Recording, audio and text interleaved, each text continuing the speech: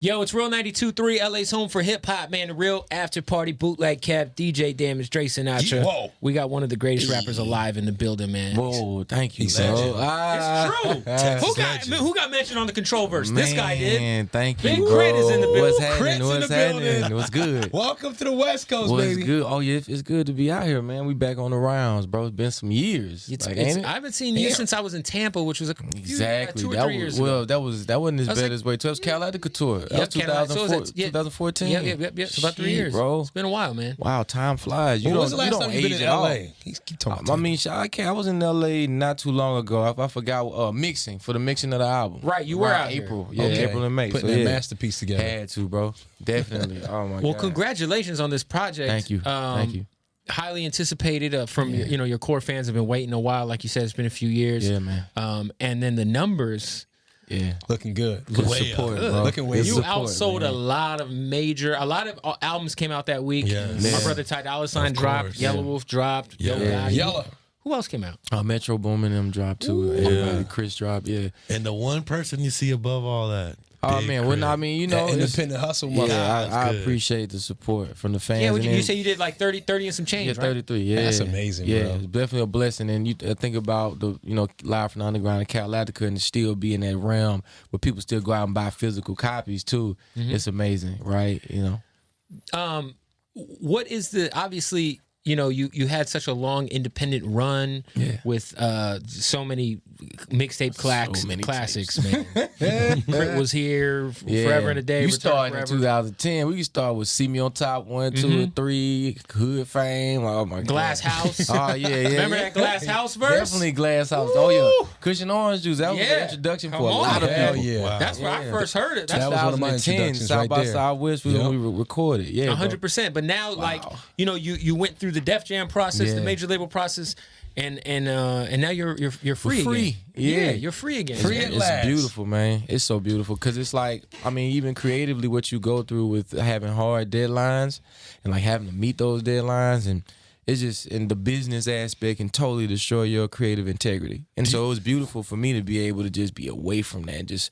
I'm just only focused on the music, and whenever this album is ready, that's when we put it out. That's beautiful. So Yeah. being with Def Jam, what was like the hardest thing about being with Def Jam as far as somebody like you was very independent and creative? Man, finding the support, you know what I'm saying? Trying to prove yourself. You know Did what you I'm feel like saying? they didn't support you at times? I just think they didn't understand how to. Right. Right. They didn't And then, get it. yeah, it's like you drop a record and you're doing shows and people are loving it, but if it's not on radio, right, it's Right. kind of hard for them to understand how to Exactly. support that. And this was streaming. This was like pre-streaming. And it Well, was I streaming remember time. like there was like at least from a fan's perspective and someone who's on the radio side of things, like I remember the single attempts. You Yeah. know what I'm saying? I'm Yeah. like I know what Def Jam's doing. They're hoping one of these things catches on. But see, even though I got this here, right, a lot of the kind of like we don't know is because of the curse words in the hook. But then it was plenty of songs on at the these time. hoes, fuck these hoes. Yeah, but then you got LeBron and them that's celebrating when they won the championship to that record, and LeBron is literally having fun it's so many like, oh snap, if LeBron playing it, then Right. maybe we should move on this. But it kind of fell through, and then you had Pay Attention with me and Rico Love, where people took to that, but still it was just such an uphill battle. Because a lot of the people that were still buying my albums, they actually physically went into stores and was buying them. And so if they were looking at the metrics of internet, then to them, it was like, oh, well, we can't, how do we know if people really liking this or not? But if you go to the shows, they sold out. You know what I'm saying? And I'm touring. Like, Yeah. so somebody's rocking So, with it, you so know? there's clearly like a flaw in that traditional record label model. Absolutely. I think definitely. now That's it's not obvious. catching up. Yeah, I mean, now more than ever because nobody thought streaming was going to be like this. You know what I'm saying? Like how powerful it would be. You could drop a tape and it's for free, but then that could become monetary. Like we was giving away the music for free. We just wanted people to hear it. Yeah. But then now it's like, bro, that's usually telling me I don't have to go through the whole marketing platform. I could just give it to the people and they'll be the biggest street team I got. That's where it is now. You know. So is it safe to say this is like the biggest laugh, like ha ha, like you know what I'm saying? I won't even say laugh. For me, it's just like, I told you so moment. Like Can't, when I you don't knew even. it. You know what? I just know that I wasn't wrong, right? That's what I say. It's like we were very much Cream aware. rises to the top. Yeah, man. we was Straight very up, much man. aware of what was going on. We was in the streets with the music. We saw people supporting it then, and all we needed was a little bit push, not radio push, but just a lot of people didn't even know I was with Def Jam until I told them I wasn't. Like, think about that. Like, I was like, So oh, damn, you was on Def Jam? Like yeah. Like, you know. No, that's real. I mean, being independent, man, streaming numbers, I know DJ Paul from 36 Mafia, he's talking about, like, he's coming from the old school, of course. He's like, streaming money is like getting pennies on pennies. You know, being independent, does that make a difference of, you know, what that income looks like from those streams? I mean, well, I like to look at it from the perspective, if you don't spend a large amount of money on marketing budget, then you're not going to be in the red with the label as much. Because a lot of that budget you end up spending, you're 9 times out of 10, you're not going to get it back. Or it's going to take you forever. You're talking about selling your album to recoup. Yeah. But if you don't spend that budget and you automatically go to a streaming platform, then you're going to make the money back even faster. Okay. Right? You're going to be, and then it's always going to make money. Like, when you talking about, then this is the thing with physical albums, somebody still has to go out there and well, no, the physical albums, there's overhead involved. Yeah, you know, but you know, you don't press up a stream, you know what I'm saying? No, it just happens. It's beautiful. And people Straight to continuously consumer. listening to it. So that's where the benefit of that comes from. But the downside would be how much music then starts to come out.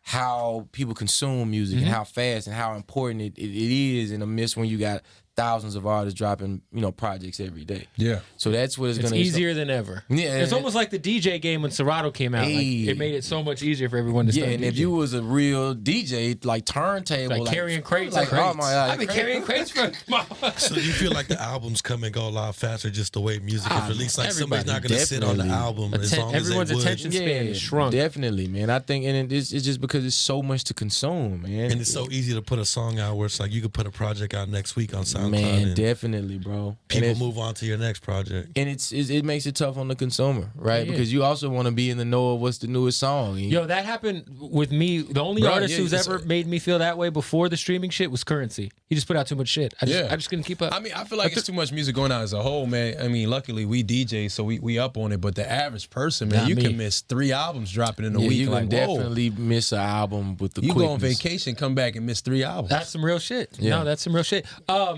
Are you like a little frustrated with the current state of hip hop? Because I feel like on the Drinking Sessions record, you kind of, you know, you could kind of hear that there might be a little. That obviously because there's a lot of microwavable guys out right now. I mean, but I've that had my the labels times are fucking with. You know what I'm saying? of being bitter, right? And I think that record was definitely more of a venting record and what I was going through at the time, and just being super frustrated. I also wasn't independent when I wrote that song, so it was still coming from that frustration. And when I recorded it, and this like literally was for therapy for myself, and then I played it for my engineer Wolf at the time. He was like, "Nah, bro, we get like this needs to go on the album." But it's just venting, bro. You know what I'm saying? It doesn't necessarily mean somebody has to relate to it or get it, but it was for me, to put out there because that's how I felt. And that's just entangled with so much other stuff between my anxiety and the drinking situation, like problem that I was having.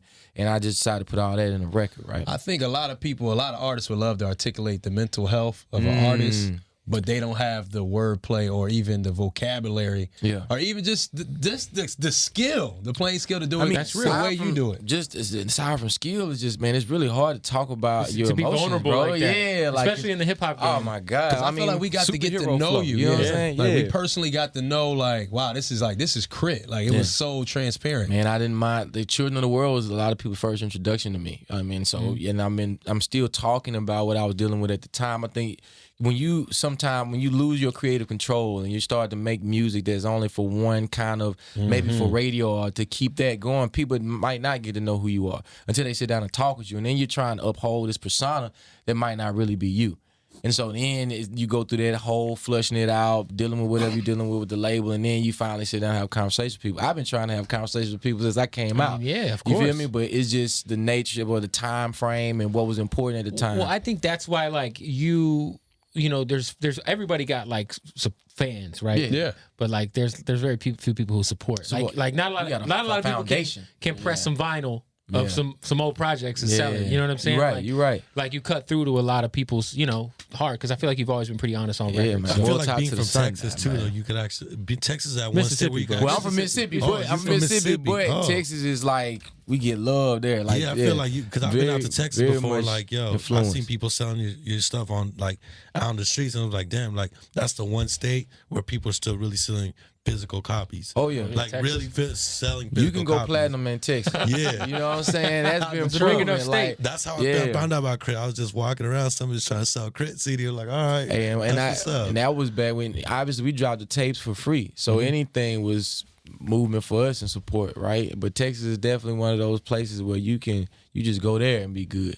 Yo, now that you're independent, it's probably easier for you to just do what you want. Yeah, I doubt that it's ever gonna happen. here you go. What's up with? Can we get the Country Cousins project? I don't know, G. Yellow Wolf and Big Crit, bro. I don't know, G, because it's like even where I'm at on the creative I know Wolf level, is on some other He's on shit. some I mean, other stuff, bro. and me, it's for me, it's multi right now. And like I got artists that I'm working with, then the Bun project, and so there's a lot of other stuff. So there's gonna be a Bun B. Big No. Crit Well, Bun B's, working on his album, so Okay. I had the opportunity You to be handling the a lot of musical production? director for that. Okay. So that's Nice. like me. It's like the rapping. I love rapping, right? Right. But after this album, there's also the production side of me that I hope people start to recognize, so I can start spreading the music a little differently. That's what I was gonna So, ask you, yeah. because like I feel like you're a very slept on producer. You're kind of like J. Cole of the South. Like, well, J. Cole's from the South, yeah. but I was like, a lot of people But don't. I said on the Cole is Cole, Crit is Crit. But I'm saying, like, as far as you guys like you from the rap on your own South. shit, make your own beats, Yeah. like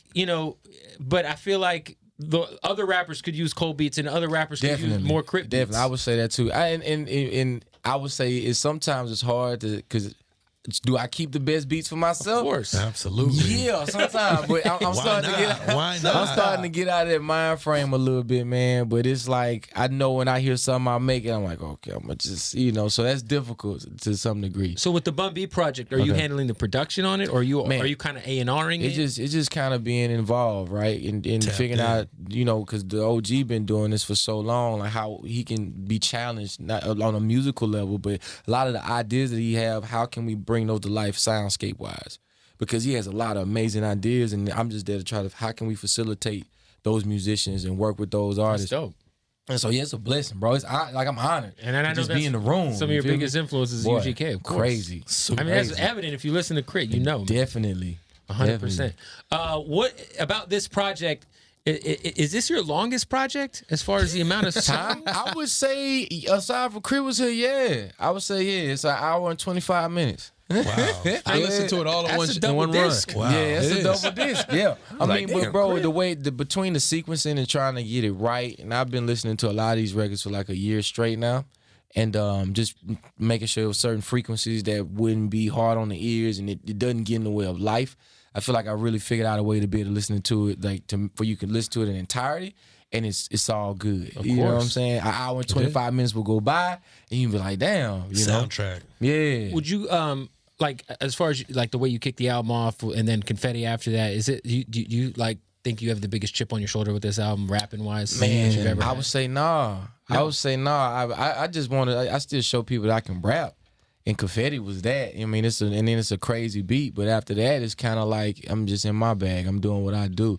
That the chasing like the accolades and the respect from certain people as far as lyrical, it always changes depending on who you are.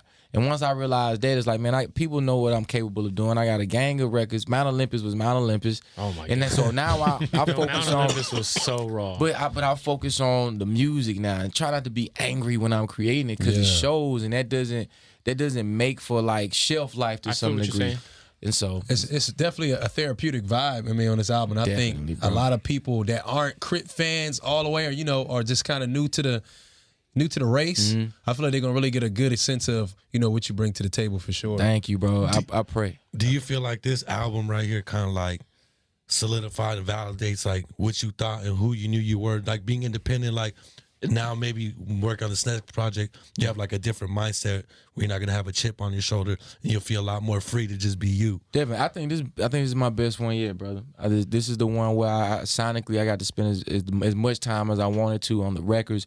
Keep the Devil Off. I'm so proud of that song and what it became. And I spent 2 years working on it. Right? You know what I'm saying? And like records like The Light and being able to work with those jazz musicians on that caliber and what they brought to that, and having Bilal, having a record with Jill Scott. Wow.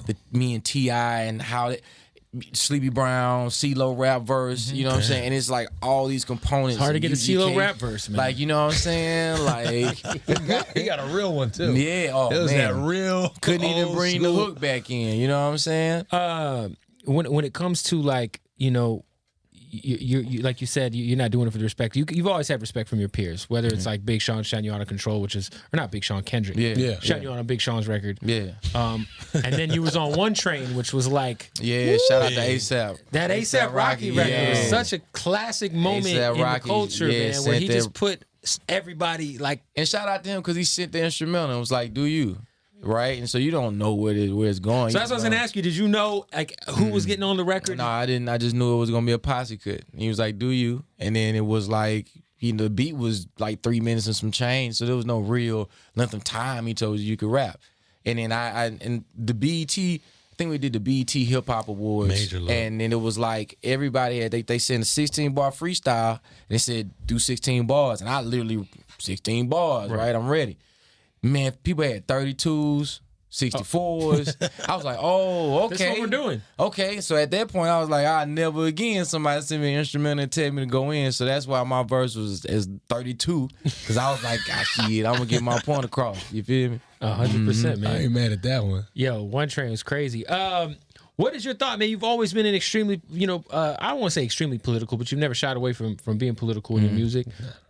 We're in like a pretty crazy place with our situation with our I know. President. President, not our president, but the president. And then obviously there's been a lot of like mass shootings going on, violence, a lot of craziness going on, man.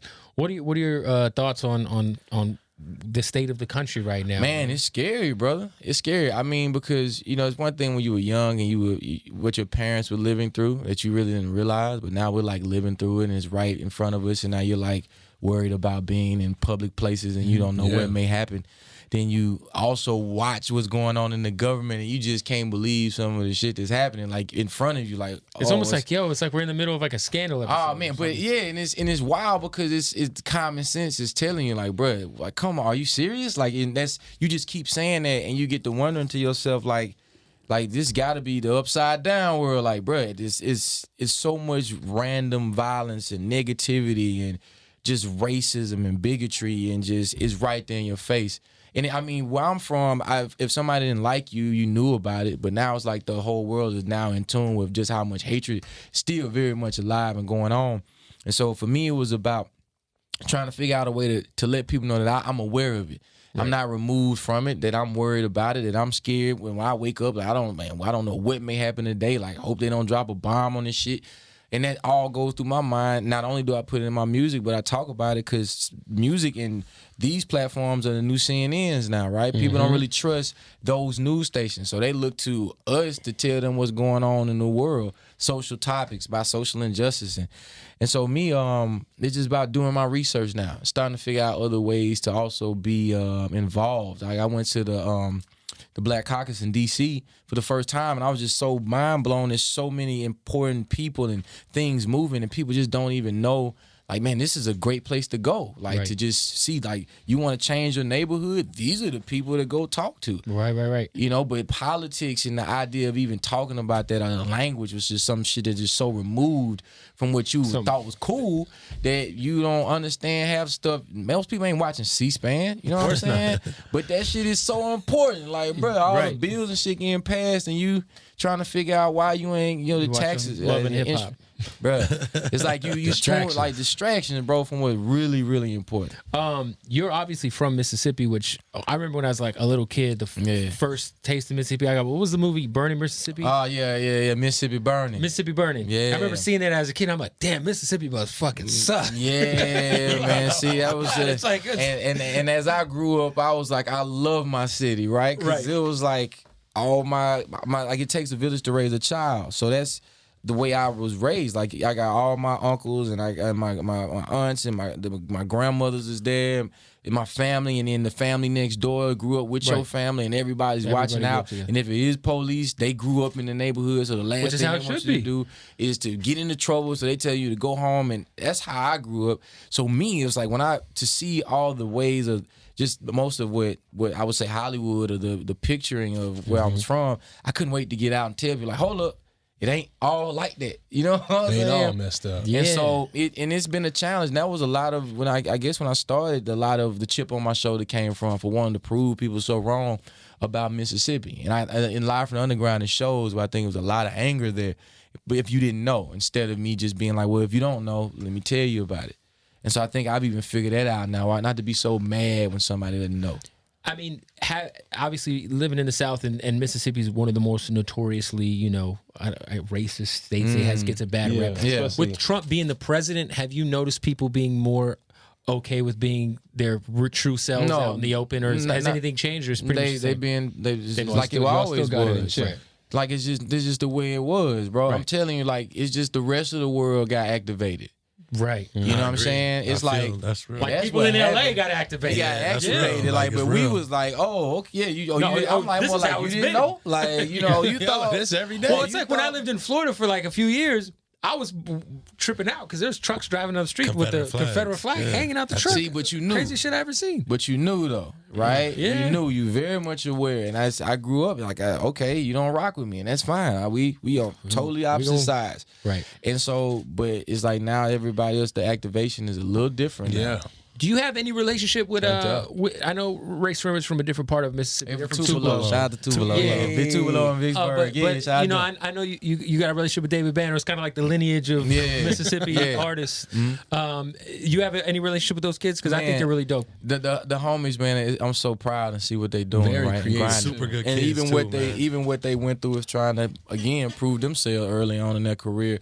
But from people being like, oh, it's just one hit, and then they kept coming back through. People saying they can't rap, and they freestyle. They freestyle. And they bout that. So for me, it's really like I'm proud to see what they doing and how they do what they do every year for Tupelo with having a big show, Shrimp Fest, and so bringing it back. And then shout out to Mike Will, because I remember seeing Mike Will years ago at Greg Street, and he was like, yo, K.R.I.T, I got this group from Mississippi, bro. It's gonna be crazy.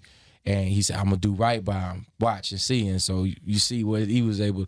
So it's love, man. And that's the youth, and that's the pocket. And they just going to continue to keep growing and inspire somebody else from Mississippi, too. It's a beautiful thing, man. Yeah, bro. I feel like a lot of people don't necessarily know what you do in your free time, K.R.I.T. Are you a video game player? I'm a gamer, bro. Okay. What game? I wouldn't expect that. What you playing right now? I mean, obviously 2K18 is what everybody on. But I just got on that Call of Duty. It was Battlefield 1, yeah, definitely. Battlefield 1's crazy. Have you played Friday the 13th, the game? Nah, because you know what, man?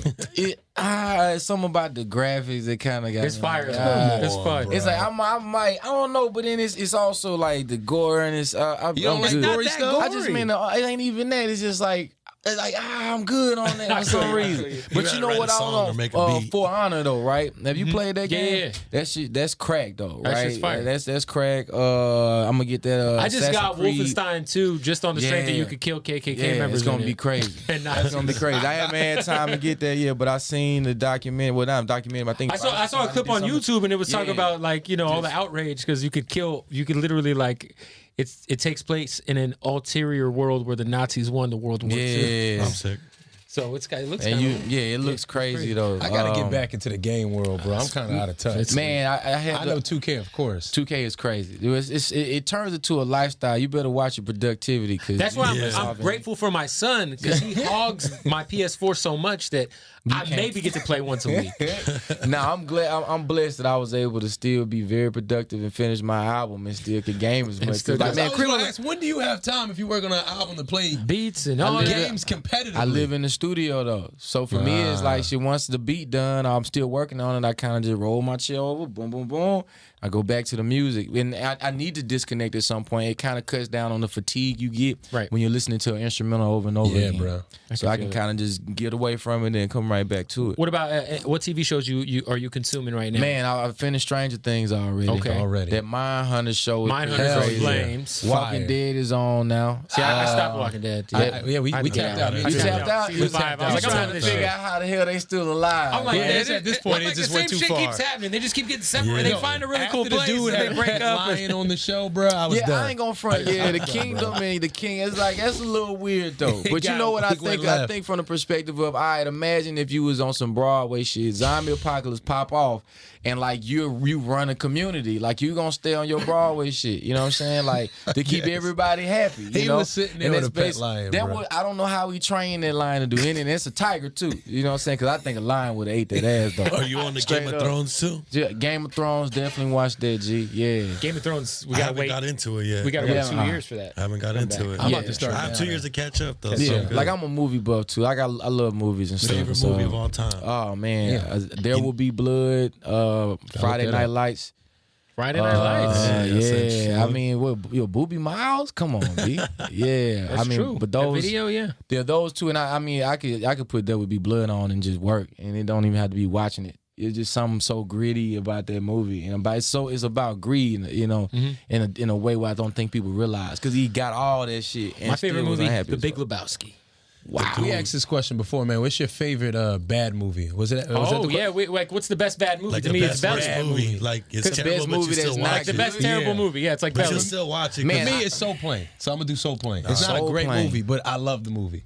Man, I would say the best bad movie I've seen lately, that King Arthur movie. Oh, I didn't even.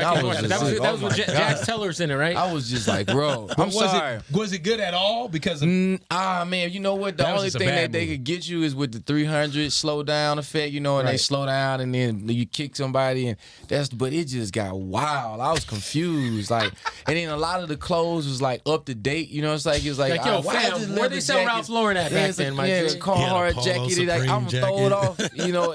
And I like the old King Arthur, and like it's just I was kind of Who, in your opinion, man, are some of your most slept on MCs? Because I feel like Smoke DZA and Big Sean. Smoke DZA for sure. Is Big Sean still? He's definitely very active rapping. He actually working on a project right now. But I think those two, and I would say Rhapsody too, and I think Rhapsody's starting to get a shine now.